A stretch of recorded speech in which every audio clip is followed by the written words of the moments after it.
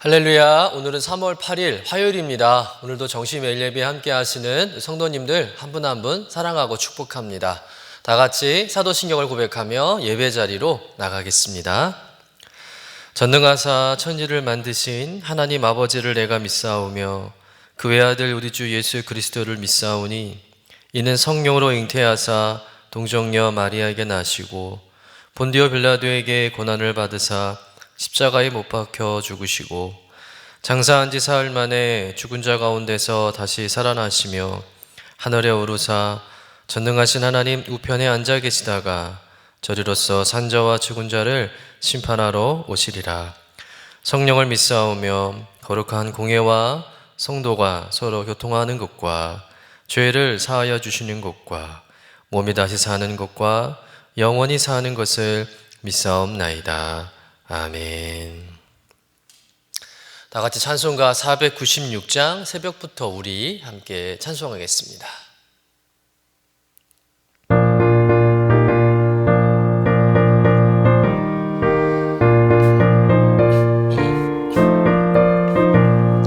새벽부터 우리 사랑함으로써 저녁까지 씨를 뿌려봅시다. 열매 차차 익어 곡식 거둘 때에 기쁨으로 단을 거두리로다. 거두리로다 거두리로다 기쁨으로 단을 거두리로다. 거두리로다 거두리로다 기쁨으로 단을 거두리로다. 비가 오는 것과 바람 부는 것을 겁을 내지 말고 뿌려봅시다. 이를 맞춰놓고 곡식 거둘 때에 기쁨으로 단을 거두리로다. 거두리로다 거두리로다 기쁨으로 단을 거두리로다. 거두리로다 거두리로다 기쁨으로 단을 거두리로다. 씨를 뿌릴 때에 나지 아니할까 염려하며 심히 애탈지라도 나중 예수께서 칭찬하시리니 기쁨으로 단을 거두리로다. 거두리로다 거두리로다 기쁨으로 단을 거두리로다. 거두리로다 거두리로다 기쁨으로 단을 거두리로다.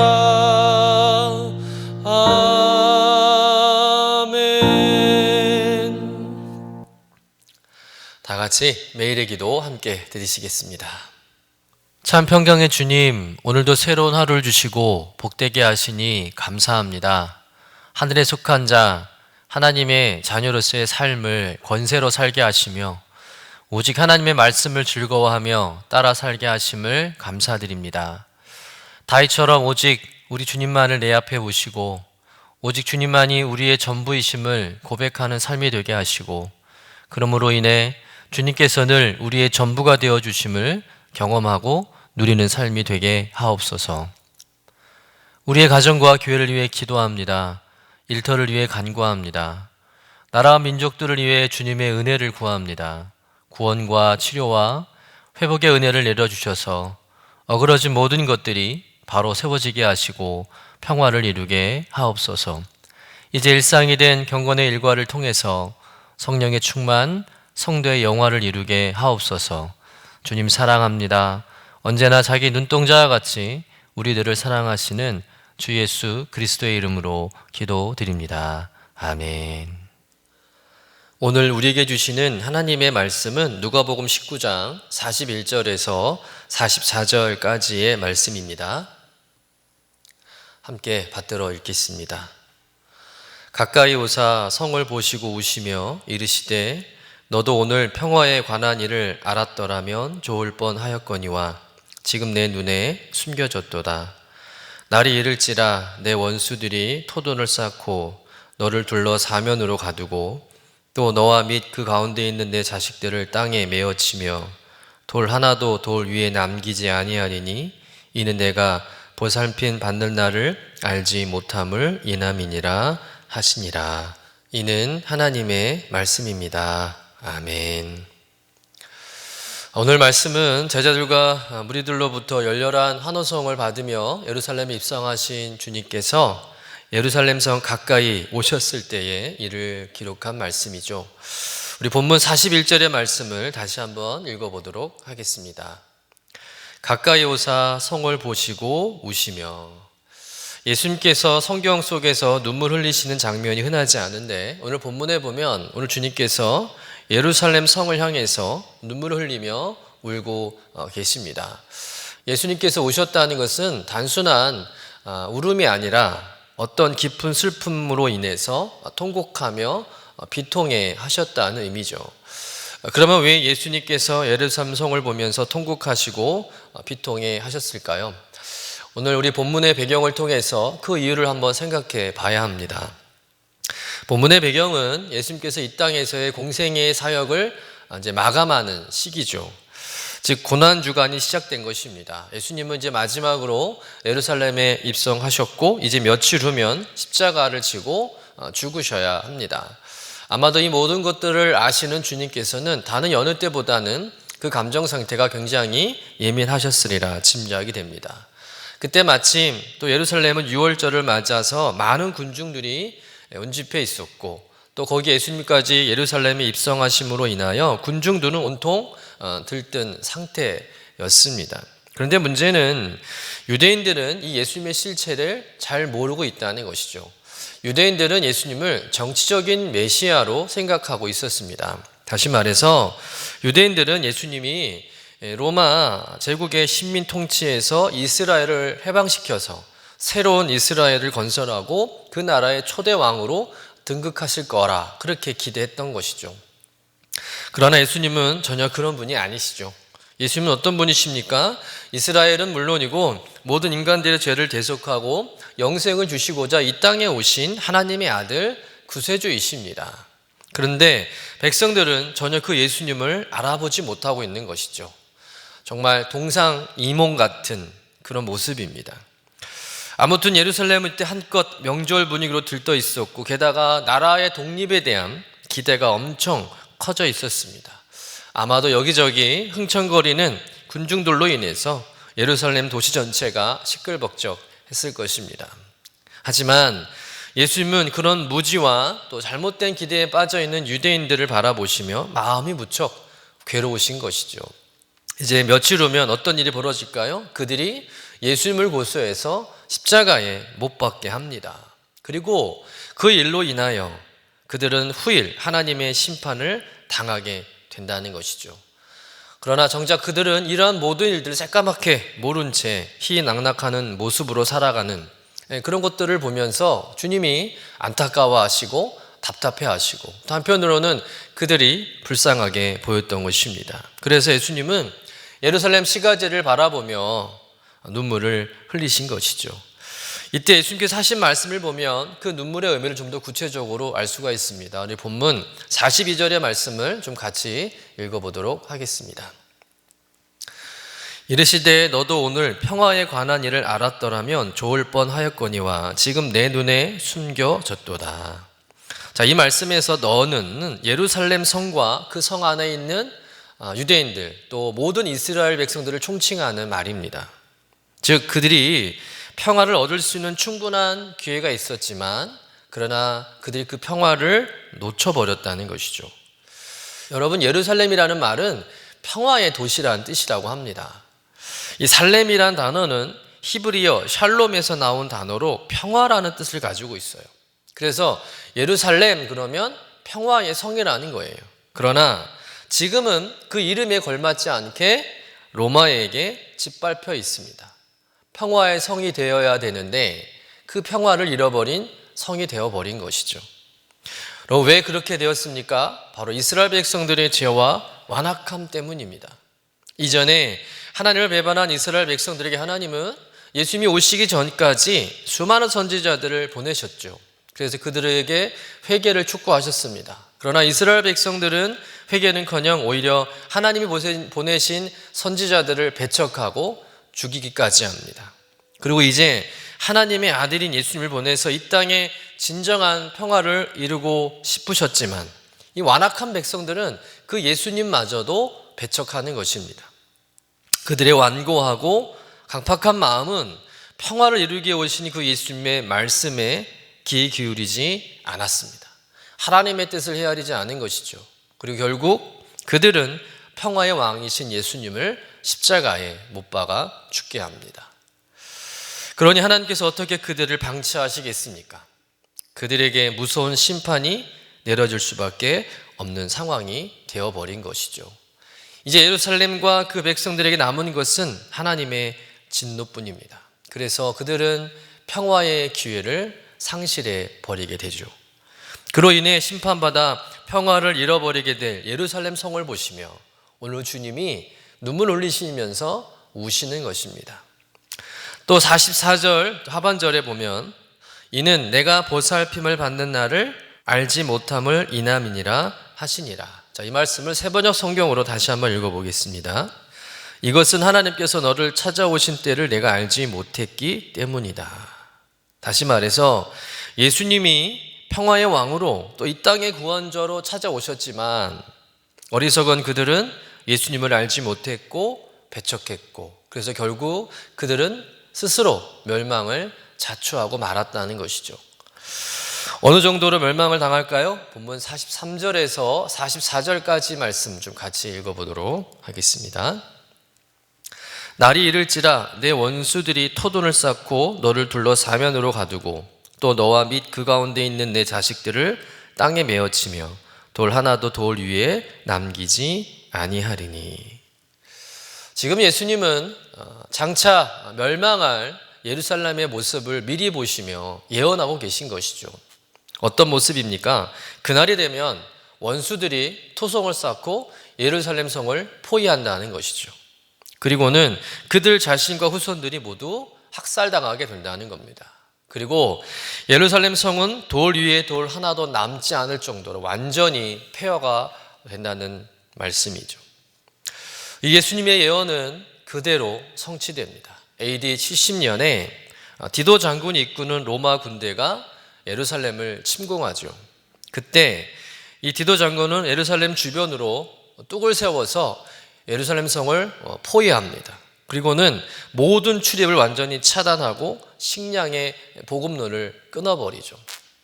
그때가 마침 6월절인데 예루살렘 성에 100만이 넘는 수많은 인파가 몰려 있었습니다. 그런데 먹을 것이 없으니 그 예루살렘 성 안에 있는 수많은 사람들이 다 굶어 죽게 되고요. 나중에 전염병도 생겨서 전염병으로 죽게 되고 심지어는 먹을 것이 없어서 어미들이 어린 그 자식을 잡아서 먹는 일까지 일어났다고 합니다. 한마디로 아비교환 이후 지옥이나 다름 없었던 것이죠.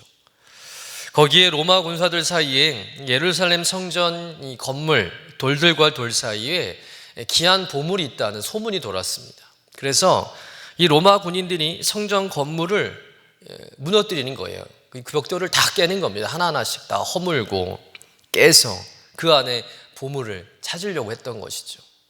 그로 인해서 예수님 말씀대로 예루살렘 성이 완전히 파괴된 것입니다. 정말 돌 위에 돌 하나도 남지 않을 정도로 완전한 폐허가 된 것이죠. 실로 무섭고 처절한 멸망이었습니다. 그 후 유대인들은 2000년 동안 나라 없이 세계를 유랑하는 그런 비극의 민족이 되죠.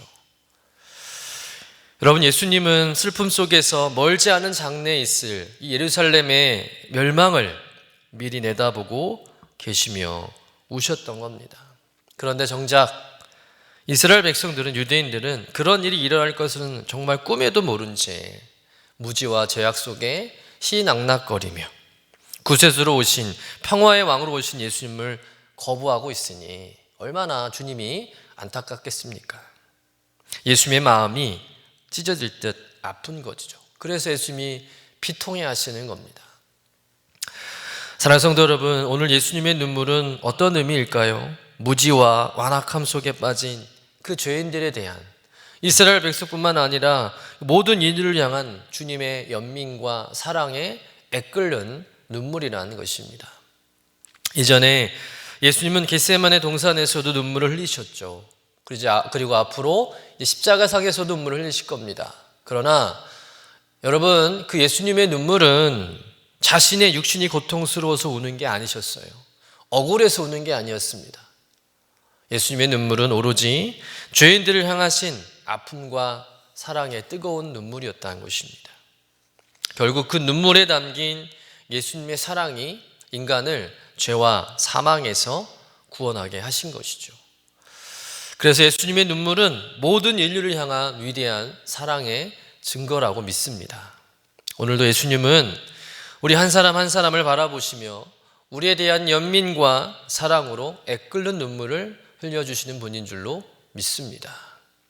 우리가 죄로 인해서 멸망당할까봐, 잘못될까봐 우리 주님은 늘 우리를 노심초사 걱정하시며 우리를 위해 우시는 것이죠. 사랑하는 성도 여러분, 우리는 한시라도 예수님의 이 애끓는 눈물을 잊지 말아야 할 줄로 믿습니다. 우리를 향하신 주님의 눈물을 우리가 늘 기억해야 한다는 것이죠. 부모님의 눈물을 기억하는 자식은 결코 곁길로 빠지지 않는 것처럼 우리를 향한 그 주님의 사랑의 눈물을 기억하는 성도는 결코 주님을 배반하지 않고 세상의 죄악 가운데 어울려 살지 않습니다. 저와 여러분은 결코 이 주님의 눈물을 저버리지 않기를 간절히 소원합니다. 이제 우리가 주님의 그 눈물을 그치시도록 해야 할 줄로 믿습니다. 그래서 주님께서 우리를 보시며 흐뭇한 미소를 지을 수 있도록 우리가 주님의 기쁨이 되는 삶을 살아야 할 줄로 믿습니다. 끝으로 한 가지 더 말씀을 드리면 우리들도 흘려야 할 눈물이 있다는 거예요. 주님께서 애통해하시며 우리를 위해서 눈물 흘리셨듯이 우리들도 우리의 죄악으로 인해서 날마다 회개의 눈물을 흘려야 할 줄로 믿습니다. 이스라엘이 망한 이유는 무엇입니까? 그들이 끝내 회개하지 못했기 때문이죠. 물론 망하고 나서 그들은 통곡합니다. 하지만 망하고 난 뒤 통곡한들 그게 무슨 의미가 있겠습니까? 망하기 전에, 심판받기 전에 회개하며 통곡하는 삶을 살아야 할 줄로 믿습니다. 그리고 오늘 예수님께서 멸망당할 예루살렘과 그 성 안에 있는 모든 백성들을 위해서 우신 것처럼 우리들도 내 가정을 위한 눈물, 내 교회를 향한 눈물, 이 나라 이 민족을 향한 눈물이 있어야 할 줄로 믿습니다. 눈물은 거짓이 없죠. 진심을 보여줍니다. 내 가정을 얼마나 사랑하는지, 또 내 교회를 얼마나 사랑하는지, 내 나라를 얼마나 사랑하는지 그 눈물을 보면 알 수 있습니다. 진정으로 우리의 가정의 아픔과 어려움을 위해 기도하며 울고 우리 교회가 하나님의 그런 시대적 사명을 감당하는 교회가 되기를 위해 기도하며 울고 이 나라의 민족 지금처럼 참 어수선하고 불안한 이때에 정말 나라를 위해서 간절한 마음으로 울며 기도해야 할 때인 줄로 믿습니다. 시편 126편 6절 말씀을 보면 이런 말씀이 있죠. 울며 씨를 뿌리러 나가는 자는 반드시 기쁨으로 그 곡식단을 가지고 돌아오리로다. 아멘. 눈물을 흘리며 씨를 뿌린 자는 결코 빈손으로 돌아오지 않는다는 것이죠. 허망하게 돌아오지 않는다는 것이죠. 반드시 그 결과를 얻고 돌아올 줄로 믿습니다. 우리 하나님은 우리의 눈물을 기억하고 계시죠. 그리고 반드시 그 눈물의 열매를 맺게 하시는 분인 줄로 믿습니다. 오늘 하루 애끓는 눈물로 인하여서 여러분 자신이 먼저 살고 여러분이 가정에 살고 우리 교회가 살고 이 나라 이 민족이 살아나게 되는 하나님의 그 놀라운 회복의 역사를 우리가 꿈꾸고 또 그것을 실현하는 저와 여러분 되시기를 주님의 이름으로 간절히 축원합니다. 기도하겠습니다. 주님 감사합니다. 새날을 허락하여 주시고 주님의 은혜 아래 거하게 해주심을 감사드립니다. 우리를 위해 우시는 주님, 혹여나 우리가 영적 무지함과 안일함과 완악함에 빠져 사는 것은 아닌지, 주님의 뜻과 마음을 헤아리지 못하며 동상이몽의 삶을 살아가는 것은 아닌지, 주님의 마음을 알게 하여 주옵소서. 주님의 말씀을 듣고 깨닫게 하여 주옵소서. 우리를 향해 안타까워하시는 주님을 보게 하여 주옵소서. 또한 간절히 구하는 것은 주님의 마음이 나의 마음이 되고 주님의 눈물이 나의 눈물이 되기를 원합니다. 예루살렘 성을 바라보면서 오셨던 예수님처럼 예수님의 마음과 눈물이 우리에게 부어지기를 기도합니다. 그래서 가족을 위해, 이웃을 위해서, 교회를 위해, 이 지역과 이 나라 민족을 위해 눈물로 기도하는 심령 되게 하여 주옵소서. 감사드리며 거룩하신 예수님의 이름으로 기도드립니다. 아멘. 이제는 우리의 구세주가 되시며 대속자가 되시는 예수 그리스도의 구속의 은혜와 우리를 구원하시기 위하여 당신의 독생자를 아끼지 아니하신 아버지의 하나님의 사랑하심과 늘 우리로 하여금 하나 되게 하시고 성령을 따라 한 걸음 한 걸음 당당히 나가도록 도우시는 성령님의 교통하시는 은총이 오늘도 정시 매일 예배를 통해서 경건의 일가를 세우고 성령 충만하며 성도의 영화가 나타나는 삶의 주인공 되기를 소망하며 나가는 주의 사랑하는 모든 권속들 위에 영원토록 함께 하시기를 간절히 축원하옵나이다. 아멘.